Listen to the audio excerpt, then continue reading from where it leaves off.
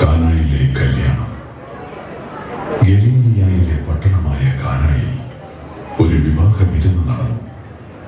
യേശുവും ശിഷ്യന്മാരും യേശുവിൻ്റെ അമ്മയായ മറിയവും വിരുന്നിന് ക്ഷണിക്കപ്പെട്ട് അവിടെ വന്നിരുന്നു. യഹൂദ വിവാഹത്തിന് വീഞ്ഞ് ഒരവശ്യ ഘടകമായിരുന്നു.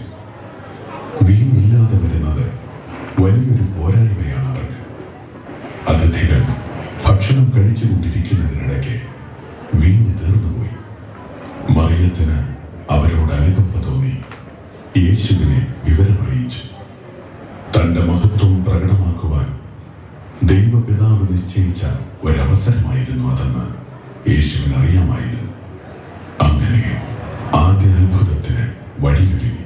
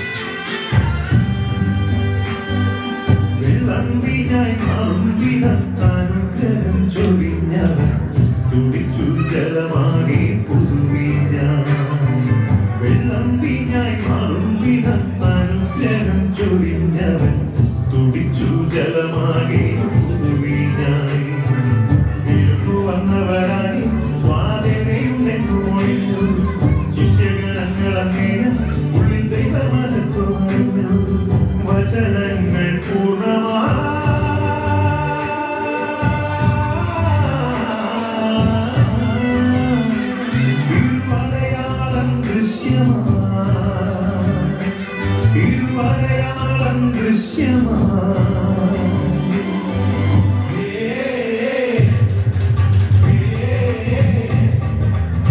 കാനായി കല്യാണത്തിനുത്സവമേളം സ്നേഹവിരുന്നാകെയൊരുങ്ങി സൗഹൃദമേളം കാനായി കല്യാണത്തിനുത്സവമേളം സ്നേഹവിരുന്നാകെയൊരുങ്ങി സൗഹൃദമേളം ആകാശം തിരയുന്നു അഭിവാദനമുയരുന്നു നവമംഗളമാല്യവുമായി അനുമോദനമേകുന്നു മധുമയ ഗീതികൾ ഒഴുകി വരുന്നു ആഘോഷപ്പൂത്തിരിയായി കാനായി കല്യാണത്തിനുത്സവമേളം.